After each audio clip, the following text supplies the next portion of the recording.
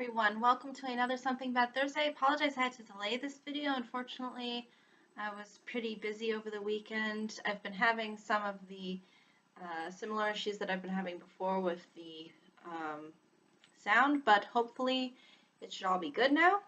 So without further ado, let me address what I wanted to talk about for this particular Something Bad Thursday, and that has to do with a movie that came out relatively recently.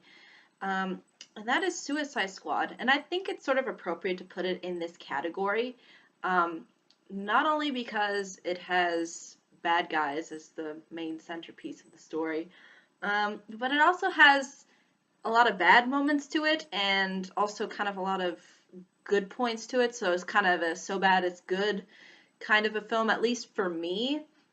But I kind of wanted to go into my personal thoughts about the film and why I consider it sort of bad in certain areas and good in others, and sort of why it's kind of a so bad it's good kind of movie. So first off, the things that are pretty uh,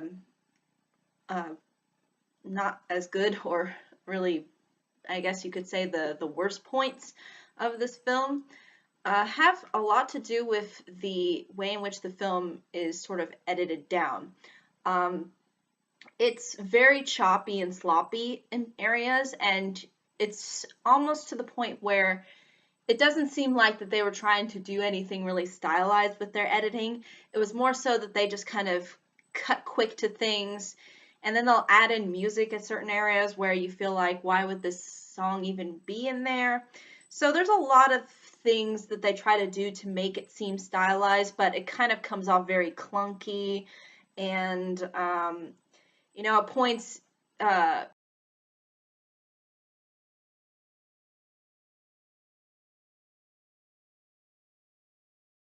actually quite fascinating and interesting to watch, and then they'll cut it in a certain way or go off to the next thing, and it just seems really awkward, and the transitioning seems pretty fast too as well, so you kind of don't really get to take too much in.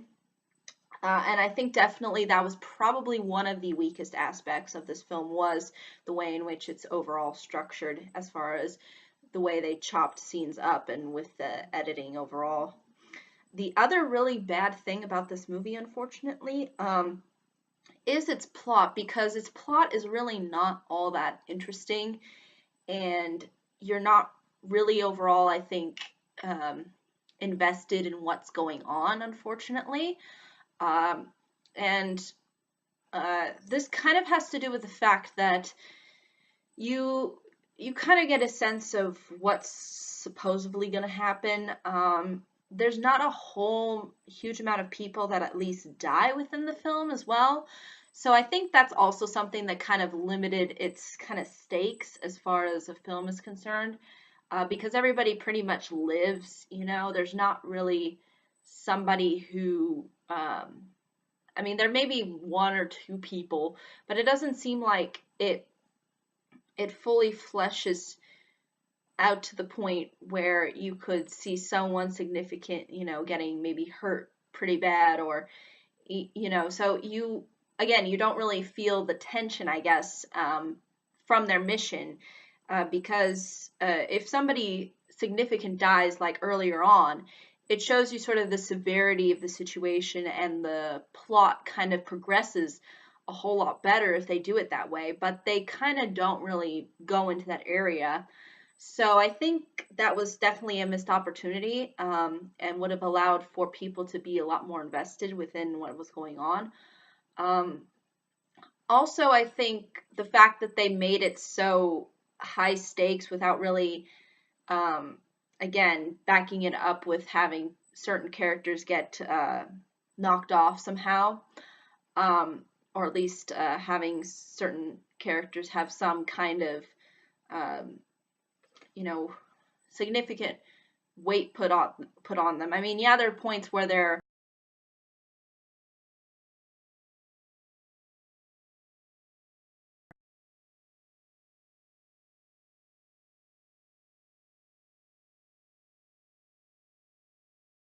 to really really really challenging situations, it seems like. Um, and that's really what uh, does this film in for me personally as to being.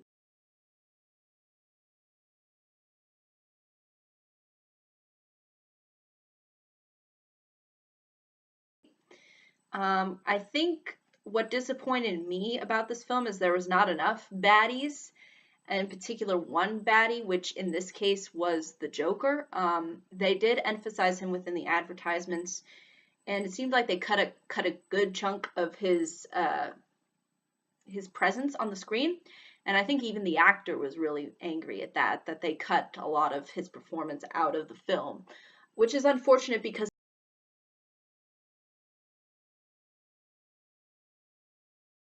a new angle to the Joker that we haven't seen. I really loved how they gave him bling, and they made him this really bad, menacing, and psychotic person. So he really added in a lot of things that, again, you usually don't see in a lot of the other versions of the Joker. And it's unfortunate that he kind of got sidelined. But I think they were doing that only because they want him to come back. Okay. Excuse me, that was just my dad telling me something. But basically, yes, that angle was really good, and unfortunately, there wasn't enough of the bad in there. At least a bad guy in there. Now, as far as the people that are actually in this film for a significant chunk of time, Harley Quinn and Deadshot are probably the two that stick out the most. They're given the most characterization, the most backstory out of all of the other villains. Um, and Deadshot actually was really likable, and it was really nice to see that kind of old school Will Smith performance, where he plays like this kind of cool assassin, but he still kind of has a heart of gold because he has this little daughter, who he takes care of and teaches things, and it's a really interesting character to say the least, and I was thoroughly entertained by him. Um, Harley Quinn, I think there were points where she was good in her, at least the actress was good in portraying her and how, kind of crazy and over the top she is and how sort of obsessed she is with the Joker. But at times I felt like she was kind of trying a little bit too hard. And I think this probably could be attributed a little bit to the writing because they did have points where she was like saying all of these one-liners.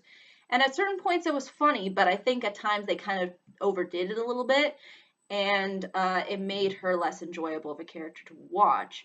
Um, but she, as a character herself, I thought was fairly entertaining, and I don't really get the sense of like the sexism that people are complaining about. She was designed to be the character that was part of the show, at least, because I think she wasn't in the comics, if I'm not mistaken. She was actually created within the television show or at least one of the television shows of Batman. So to see her within a film is actually, for what it could have gone under, I would say the actress did an okay job. Not the best, but obviously, considering there's really no one else for her to compare to except a cartoon. The cartoonist probably would be superior, but at the same time, it's still a decent performance, I thought. Um, and I think that's really what leads to why I think overall, despite all of the bad things and the bad guys that are the focus of this film, uh, it really does succeed in being entertaining. It really does try to draw you in from all of the events that are happening. The backstories are fairly creative and entertaining. There's just a lot of good ideas, I think, that were presented within the film. I think its overall execution just could have been a whole lot better. And so that's why I think overall it's decent. It's definitely one of the more funner movies I think I've seen over the summer. And that's definitely not saying much, unfortunately, because we've had a bad streak this summer. This Hollywood, what are you doing? This is a uh, poor lineup of movies that you've got going here. And I will say though, Suicide Squad did entertain me a lot more than Batman versus Superman. And the reason for that is because the characters were a lot more colorful, they were a lot more engaging, they were a lot more interesting, and kind of, it's nice to see them focus, I think, so much more on the bad guys, especially when you get so many bland superheroes that are just, that don't really have a huge amount of personality. And it's nice to see that they tried to put a little bit of personality behind these characters, even though they're maybe not given as much depth as some other films are. Um, so for what it's worth, it's entertaining. If you just go in realizing that this is a popcorn movie, I think you can find some endearment and enjoyment from it. However, if you are going to come in with that movie buff criticism, then you're probably not going to appreciate this film, unfortunately. The thing, though, that I would say definitely also about this particular film and how they rated it, I think Rotten Tomatoes personally has gotten really biased over the years, unfortunately. I've had to look up a lot of their films recently, and I've noticed that there is a tendency for them to be a little bit biased. And, you know, when you really look at supposedly who's supposed to own Rotten Tomatoes and all that, there's a lot of angles that you could say that could be there that maybe results in certain movies getting a little bit higher of a rating than maybe other movies. And I think it's definitely to say I've seen that bias a little bit more so than I have initially. And although I think sometimes they do review things, I think, in an honest way, I think other times it's a little bit too biased. For example, this particular movie, Suicide Squad, they rated it really low, like unbelievably low, like a 20 something odd percent. And that to me is just unbelievably low. That's like saying that Suicide Squad is up there with something like Jack and Jill. I mean, it's literally kind of giving that impression based upon the amount of scoring that it gets. And I think that's definitely unfair, considering that it's really not that horrible as presented by the critics. I think it's just because they just look at these things and maybe judge them more harshly than other films. And here, you know, you can see, I mean, I just think that they hammered into certain ideas that the film was trying to present, and I think that's not a that's, it's just more of a biased way to present your review onto a film. Like, for example, if you think a certain movie is somehow uh, not politically correct or whatever in your favor, then you're probably obviously going to have that bias going in and then rating it lower. And I think that's sort of what happened with Suicide Squad, because it wasn't as PC as some people, I think, wanted it to be, unfortunately. Um, and I think that's really unfair to judge a film. You shouldn't judge a film, I think, based upon whether or not it is PC or if it's not PC. What matters, I think, is really the story.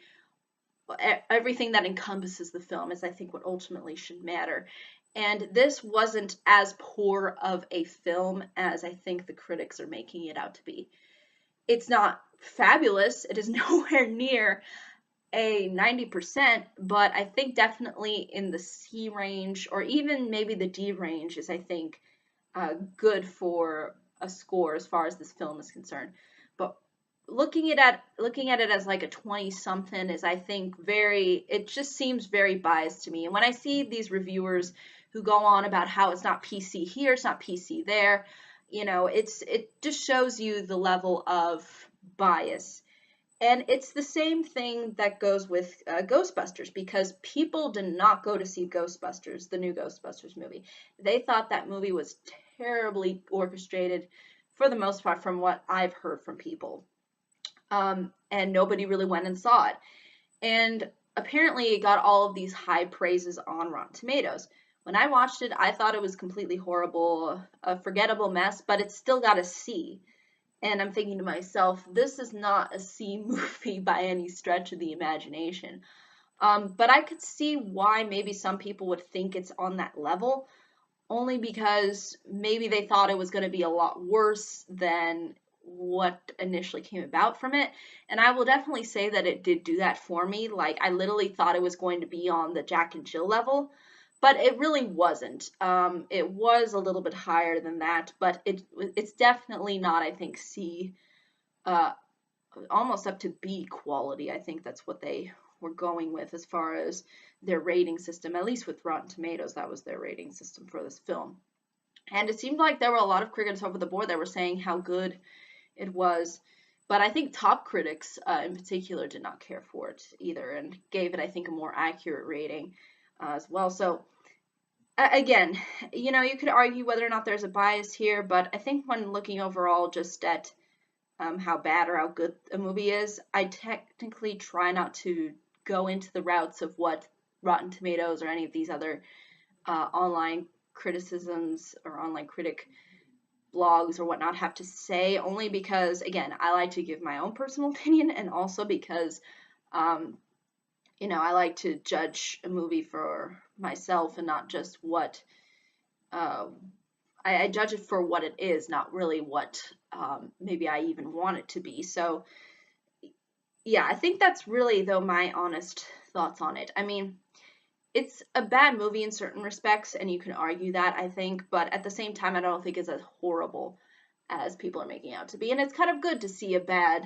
guy kind of movie, because you usually don't see that. So this one was kind of a different Something Bad Thursday. I thought I would mix it up, sort of like what I did similarly with another video where I talked about, in particular, a Futurama episode where they do basically Naughty Santa. And this is sort of the Naughty Santa of this year, where I'm just talking about Suicide Squad and the good, the bad, and the ugly of it. But that's really all I can say for this film. If there are any questions, comments, concerns, I'd be more than happy to answer them. But thank you so much for watching. I hope you all have a pleasant day, week, month, and year, and I hope to see you all in the next video.